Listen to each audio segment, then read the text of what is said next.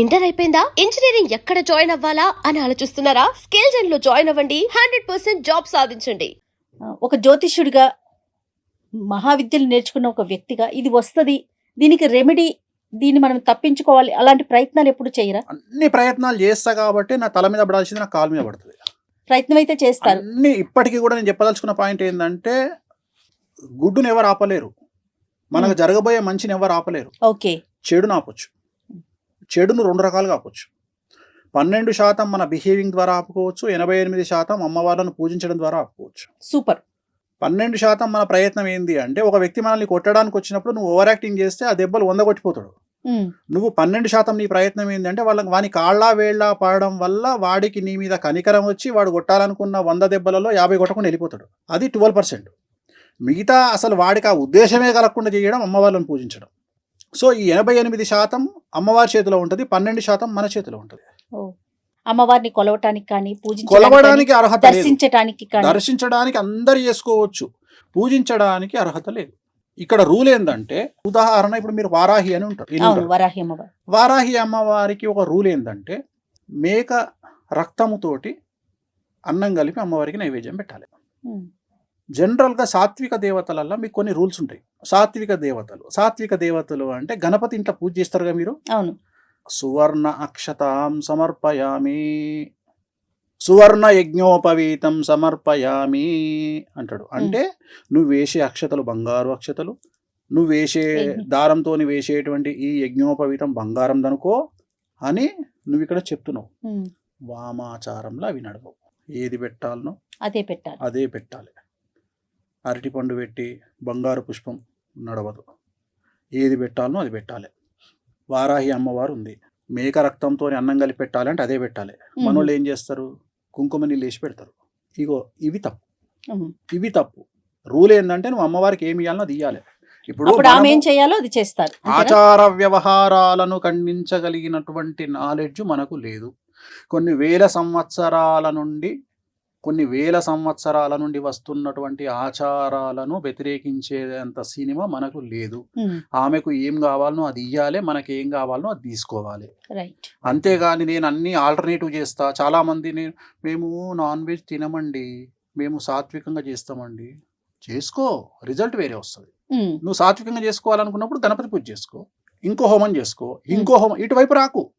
ఇక్కడ ఇదే ఇవ్వాలి. ఇప్పుడు ఉదాహరణ, తెలంగాణలో రెడ్డిసో ఇంకెవరో దాన్ని ఏమంటారు, డిన్నర్ పెట్టిరు అనుకుందాం. సపోజ్ డిన్నర్ పెట్టి మీల్ మేకర్ పెట్టి మటన్ అంటే వాడు ఊకుంటాడా? అదే మీల్ మేకర్ గంట అనుకుని కొడతాడు.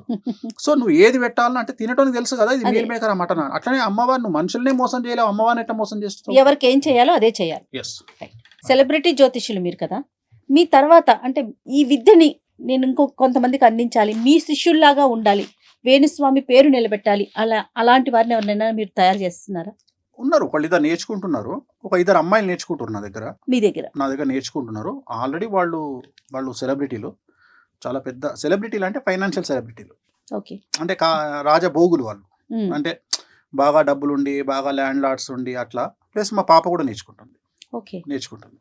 సో నెక్స్ట్ జనరేషన్ లో వేణుస్వామి గారి పాపను కూడా చూడబోతాం. డెఫినెట్గా. వేణుస్వామి గారు, నమ్మకం వేరు, మూఢనమ్మకం వేరు. దీనికి ఉన్న డిఫరెన్స్ ని మీరు ఎలా మాట్లాడతారు? మనల్ని ముందుకు తీసుకెళ్లేది నమ్మకం, మనల్ని ఆపేది మూఢనమ్మకం. ఎక్కడైతే మనల్ని ఆపేస్తుందో అది మూఢనమ్మకం. ఆపేది మనకొద్దు. నేను అమావాస్య నాడు కారు కొన్నా, నా ఫస్ట్ కారు షోరూమ్ నుండి అమావాస్య నాడు కొన్నా. సో ఇక్కడ నేను అనేది ఏంటంటే, చాలా మందికి తెలియని ఒక విషయం చెప్తా. నలుపు దేనికి సంకేతం?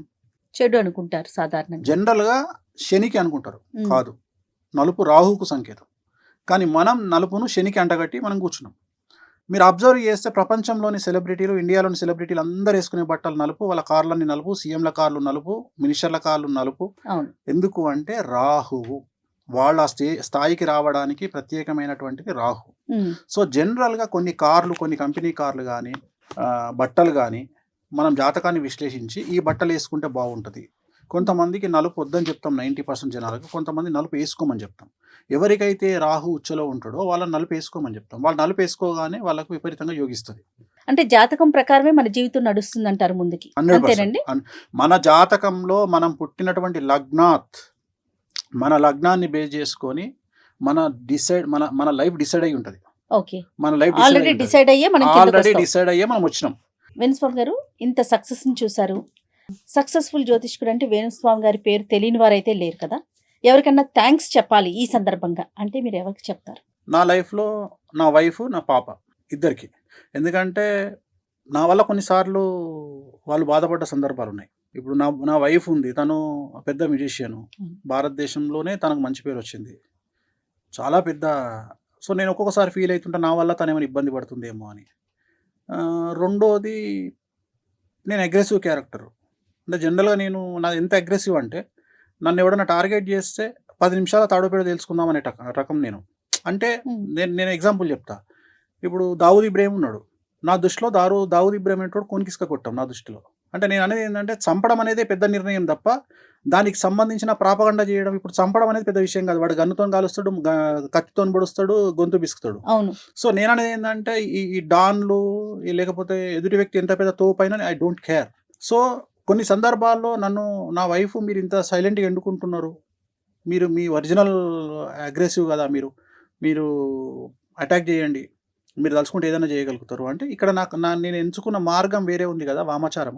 నేను చేయలేను, ఇది నేను చేయలేను అనేది నేను తలుచుకుంటే పూజలతోనే చేస్తా, అవసరం లేదు అనే కండిషన్ తనకు అప్లై చేసి, తనకు అర్థం చేసి, సో నన్ను తను అర్థం చేసుకున్నందుకు, అలాగే నేను పడే బాధలను తను భరిస్తున్నందుకు నేను థ్యాంక్స్ చెప్పుకోవాలంటే నా వైఫ్కి చెప్పుకుంటా. సో ఈ జనరేషన్లో 20 సంవత్సరాల పాప ఇంత అగ్రెసివ్గా, ఇంత సమాజము ఇంత టార్చర్ పెడుతుంటే, లేకుంటే కావాలని ఒకళ్ళిద్దరు నన్ను మీద దాడి చేస్తున్నప్పుడు నా పాప అర్థం చేసుకుంటుంది, నాకు సపోర్ట్గా నిలబడుతుంది అనుకున్నప్పుడు తనకు థ్యాంక్స్ చెప్పుతా.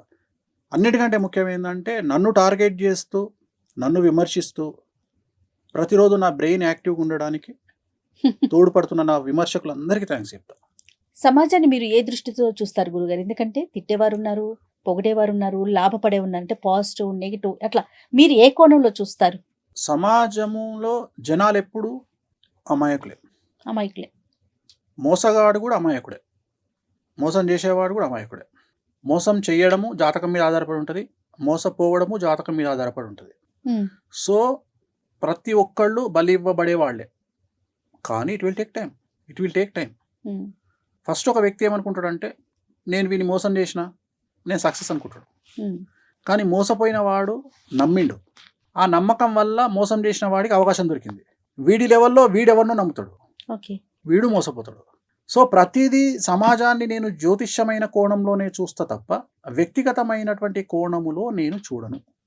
నాకు మనుషులు కనిపించరు, మనుషుల నెత్తిలో ఉండేటువంటి నవగ్రహాలు కనిపిస్తాయి, 12 లగ్నాలు కనిపిస్తాయి. నేను ఎంతసేపు వాళ్ళని ఆ దృష్టితోనే చూస్తా. సో సమాజంలో నాకు సంబంధించినంత వరకు వాళ్ళ జాతకాన్ని బేస్ చేసుకొని వాళ్ళు తీసుకునే నిర్ణయాలు అనేటివి ఉంటాయి. So astrology is nothing but decision. మనము తీసుకునేటువంటి నిర్ణయాలే మన జాతకము. సో మనము అక్కడికి వెళ్ళాలా వద్దా, ఆ హాస్పిటల్కి వెళ్ళాలా వద్దా, ఆ మనిషి దగ్గరికి వెళ్ళాలా వద్దా, ఇవన్నీ కూడా మన జాతకం మీద ఆధారపడి ఉంటాయి. రైట్. పర్సనల్గా నేను వాణి గారికి చాలా పెద్ద ఫ్యాన్ అండి, చాలా చాలా ఇష్టం ఆవిడంటే నాకు. ఎన్నో కచేరీలు, ఎన్నో ప్రోగ్రామ్స్ చేస్తుంటారు కదా. మీకోసం పర్సనల్గా ఎప్పుడైనా ఒక సాంగ్ మీ ముందు చేసింది ఏమన్నా ఉందా? చాలా సార్లు. మీ ఫేవరెట్ సాంగ్? సో నా ఫేవరెట్ సాంగ్ అంటే భక్తికి సంబంధించి వెంకటాచల నిలయం. సో వెంకటాచల నిలయం అనేది నాకు కిక్కిస్తుంది. ఆ పాట నాకు తను వాయించిందంటే నేను పిచ్చన్ అయిపోతా. సో అది భక్తికి సంబంధించి. అలాగే 7G by Brindavan colony and Aashiqui 2. So ఈ పాటలు నాకు చాలా ఇష్టం. సో అంటే మరి భగవంతుడు నాకు అంత పెద్ద అవకాశం, అంత పెద్ద గొప్ప అవకాశం ఇచ్చిండు, అంత మంచి ఇన్స్ట్రుమెంట్ ప్లేయర్ను నాకు భార్యగా ఇచ్చినప్పుడు, అంత పెద్ద ఇచ్చినప్పుడు అందరికంటే గొప్పగా నాకు ఏంటంటే, సమాజం కోసం ఎక్కడనో పెద్ద పెద్ద షోలలో వాయించి డబ్బులు తీసుకుని వాయించే నా వైఫ్ నా కోసము నాకు ఇష్టమైన పాట వాయించమన్నప్పుడు నాకు వాయిస్తుంది. నాకు యాక్సెస్ ఉంది కాబట్టి. ఇప్పుడు నిన్న పరిస్థితి ఏంటంటే, నిన్న తను ఇవాళ రామోజీరావు గారి ప్రోగ్రాం కోసం అని చెప్పేసి పాట ఉంటుందండి, వైష్ణవ జనతో అనే సాంగ్ ఉంటుంది. ఆ సాంగ్ వాయిస్తున్నప్పుడు నన్ను వినమన్నది, నేనేమో బిజీగా ఉన్నా, నేను ఇంటర్నేషనల్ కాల్స్లో బిజీగా ఉన్నా, నేను అవకాశం దొరకలే. మళ్ళీ ఇవాళ పొద్దున తను ఈటీవీలో ప్లే అయింది, అది ఈటీవీలో ప్లే అయినప్పుడు లైవ్ వచ్చింది, ఇవాళ చూసి నేను ఎంజాయ్ చేసిన. సో నాకు ఎప్పుడైనా పాటలు నచ్చితే నాకు మాయదారి మైసమ్మ ఇష్టం, పెద్దపులి సాంగ్ ఇష్టం, సో ఎక్కువ అమితాబ్ బచ్చన్ సాంగ్స్ వాయించుకుంటున్నాను. అమితాబ్ బచ్చన్ సాంగ్స్ నాకు ఓల్డ్ సాంగ్స్ చాలా లావారిష్ కానీ నమక్కలాలు కానీ సో ఆ పాటలు నేను వాయించమంటే వాయిస్తుంది, నేను బాగా ఎంజాయ్ చేస్తాను. మీకు ఇష్టమైన కలర్ అండి? నాకు ఇష్టమైన colour yellow, Venkateswara Swamy Bagalamukhi. And for more videos, Please subscribe to iDream. Please subscribe to iDream. Please subscribe iDream. And please subscribe to iDream. For more videos, subscribe to iDream. please like, share and subscribe to the channel. Congratulations, iDream. Subscribe to iDream. Subscribe to iDream. So subscribe to iDream Media. iDream ki iDream team అందరికి huge congratulations. Please subscribe iDream Media. Please subscribe to iDream. Subscribe iDream. Please subscribe to iDream. iDream అంటే నా కళల channel subscribe చేసుకున్న నోరు తిరుగుతలేదు, మీరైతే గంట గుర్తు కొట్టండి. For more such videos, please subscribe to iDream. Subscribe to iDream. Please subscribe to iDream. Please subscribe iDream Media. Please do subscribe to iDream. Please subscribe to iDream Media. For best entertainment and information, please subscribe iDream. And don't forget to subscribe to iDream.